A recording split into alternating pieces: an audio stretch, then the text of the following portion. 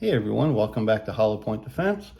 Wanted to talk a little bit today about the new comp series of these two, the full size and the comp, not the shields. We'll save that for another day. But these are the two full size guns, the 15 rounder and the 17 rounder. So let's talk about that a little bit. There's some confusing things for me, and there's some pros and cons on one of them. I think they're both just fine. So let's talk about price range on these first. $950 approximately. $750 approximately. They are starting, I've seen some deals come out where the prices have come down a little bit, but that's a whole separate issue. So you're looking at about $200 difference from the poly frame to the metal frame. Outside of the frames, there are no differences in these guns. The slides, the barrels, the springs, all the internals in the slide are 100% identical. I can take the slide off the metal and put it on the poly. I can take the poly version and put it on the metal, the slides. They'll interchange back and forth. So if you get a 17 rounder and stick it in the full size, of course it is flush. If you put the magazine in the compact, it's exactly a 1/2 inch out. And of course, I shouldn't have to explain it, but the compact mags don't fit in the full size. They're a 1/2 inch too short. But I have to share that because somebody will ask about it and don't understand it.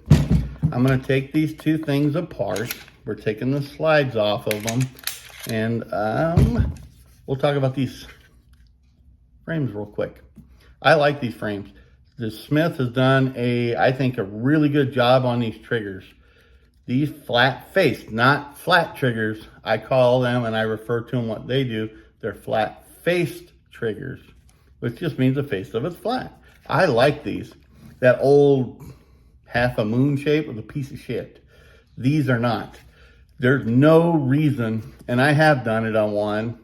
I changed to a Timney trigger on one of mine. Like $180. Don't know why I did.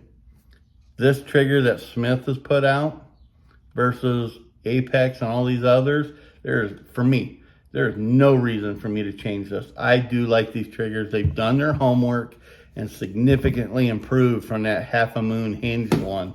That was a pile of garbage. Don't even know why they even came out with that one. But on the metal here, it's great. The only addition I added was the Align Tactical right here, thumb rest. So I can put my thumb there. It's just a reference point. That's why I use it. I really, really like those. But let's push those things to the side. Let's get back to them for a second. So when you're looking at these, the only difference on these frames here between the metal, outside of the material they're made out of, the only difference is the bottom. You can see there that this side, my left side, which should be right over here, is a 1/2 inch shorter than this one. That's the only difference, like I said, outside of materials. I'm gonna take these barrels out because this is where it gets kind of interesting. If I take these barrels out, my hands are all oily so they slide. Let's look at these slides right here. Poly, the compact, full size, metal, they're identical. They're identical. Same sizes, profiles, identical. No difference in these. I've taken them apart, switched parts back and forth, identical. There's absolutely no difference. Obviously, the recoil springs are blue, so we know they're 9 mils. And I do normally change those out, but we'll talk about that in the later ones. This is just these stock guns here. Here's the barrels, compact, metal. I put them side to side. They're identical. These barrels are not any different. The ports line up in the same place. Everything is identical in these barrels. Let's do some measurements here, and then I'm going to show you something that gets kind of tricky. They measure from the farthest back to the front is how they measure their barrels. So if I measure to the front of the barrel, it's about 4 1/4, 4.22, but we're gonna use 4 1/4 because that's what everybody really knows them as. If I measure to the front, the start of the front of the port, it is 3 5/8. If I measure to the other side of the opening of the port towards the muzzle, it's 3 7/8. And of course you got 4 1/4. So 3 5/8, 3 7/8, 4 1/4. Both barrels are identical. Here's where the issues come in. Let me go to the metal one first. Here's the metal. The M&P 9 metal carry comp. Barrel, 4-inch. Nowhere do we measure 4-inch because it comes between the end of the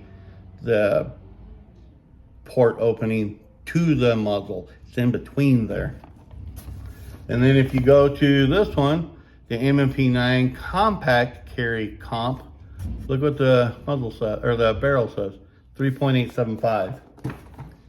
These are identical barrels. Boxes are marked completely different. So technically, if I was to measure this one for 4-inch, it would actually come about where my fingernail is right there. That would be a 4-inch. The rifling stops at 3 5/8 approximately.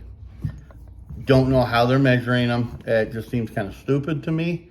I guess somebody had some, not so much brain power that day. Their 2 brain cells were arguing over a participation trophy, I guess. But I don't understand it. I've actually contacted them via the phone and their Facebook page and made that comment. It either gets deleted or they don't answer it. So I can't get any answers. Even when I call them, nobody has an answer. I haven't seen other boxes to see if it was changed or not, but the spec sheet and the boxes are 3 different measurements. So I don't know what the hell they're using. So let me put these back together. So if you do buy one of each, like I did, and you mix up parts, you're not going to hurt anything. It's not really going to matter. Nobody, to include Smith, is going to be the wiser. They probably wouldn't even know their butt from a hole in the ground on that part of it, which one belonged to what, because they're all the same. So if we put this back on here,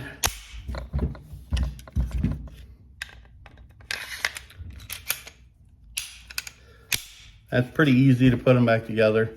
I like both these guns. I have fun with them. These are my new ones I use to teach with.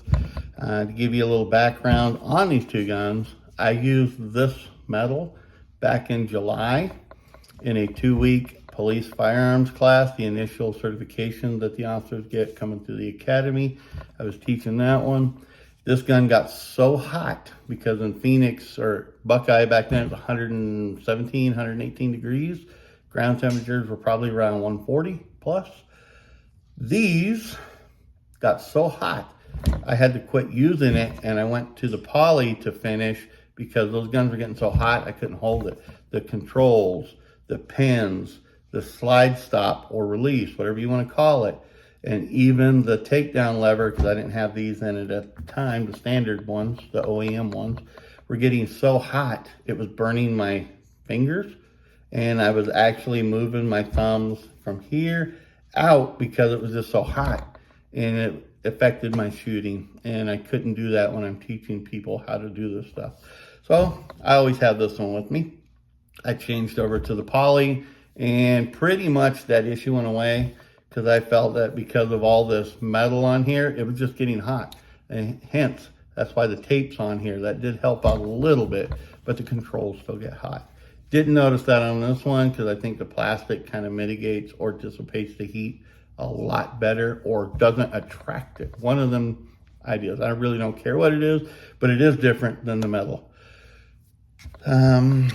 Price-wise, like I don't know if I mentioned this in the beginning, but this is about 950 bucks, plus or minus, because you can get some deals out there. The compact is about 750, plus or minus. I would say probably about minus 50 bucks, so 750. I've seen some sales.